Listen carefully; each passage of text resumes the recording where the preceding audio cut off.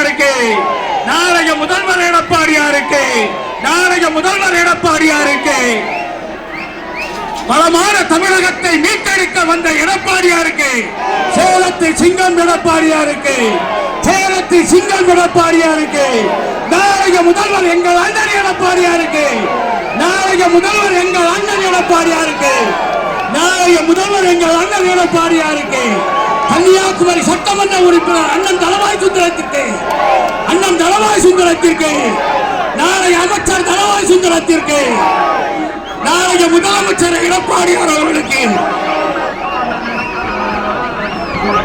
கன்னியாகுமரி சட்டமன்ற தொகுதிக்கு அனைத்து இந்திய அண்ணா திராவிட முன்னேற்ற கழக தலைமையில் அமைக்கப்பட்ட தேசிய ஜனநாயக கூட்டணியிலே கழக வெற்றி வேட்பாளராக அறிவிச்சவர்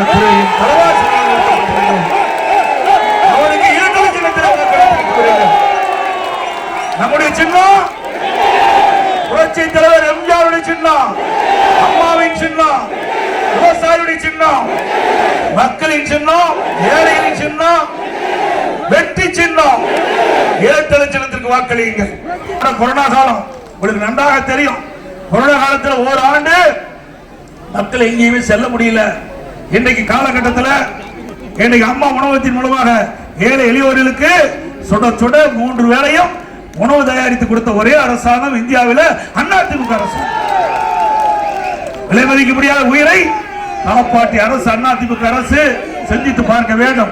1 வருஷம் அரசாங்கத்துக்கு வருவாய் கிடையாது, டாஸ்மாக் வருவாய் கிடையாது, டாஸ்மாக் கடைகள் மூடப்பட்டு விட்டது, அதில் வருகின்ற வருவாய் கிடையாது, பெட்ரோல் பேர்கள் மூடப்பட்டது, அதிலிருந்து வரி வருவாய் கிடையாது, பத்திரப்பதிவு வருவாய் கிடையாது, ரோட் டாக்ஸ் கிடையாது, ஜிஎஸ்டி கிடையாது, எக்ஸைஸ் கிடையாது.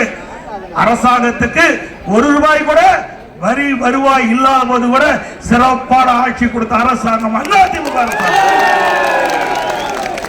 இந்தியாவிலேயே நம்முடைய அரசாங்கம் தான் முதன்மையா இருந்தது அந்த காலகட்டத்தில். அப்படி நிர்வாக திறமை மிக்க அரசாங்கம் என்பதற்கு அதிமுக அரசு இதுவே ஒரு உதாரணம்.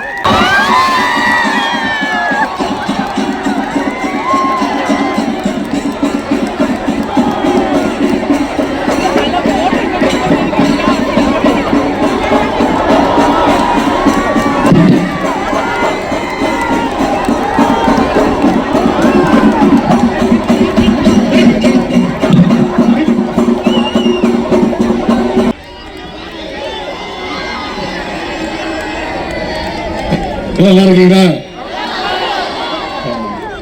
இவ்வளவு சிறப்பான எழுச்சியான அன்பான வரவேற்பு அளிக்கக்கூடிய அத்தனை பேருக்கும் முதல்ல என்னுடைய நன்றியை நான் தெரிவிச்சுக்கிறேன்.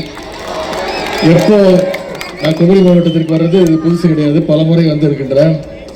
எப்போ வரும்போதும் ஒரு முறையும் உங்களுடைய அன்பான முகத்தோட எழுச்சியோடு என்னை வரவேற்கிறீங்க.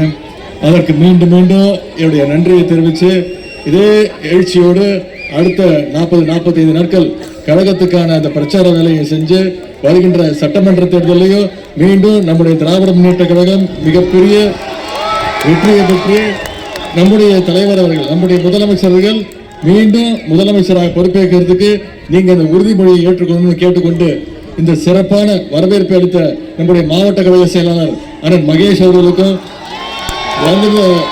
இளைஞரணி தம்பிமார்கள், அதே மாதிரி பெருமையுடன் வந்திருக்கக்கூடிய தாய்மார்கள், உங்க அத்தனை பேருக்கும் மீண்டும் என்னுடைய நன்றியை தெரிவித்து விடைபெறுகின்றேன். நன்றி, வணக்கம்.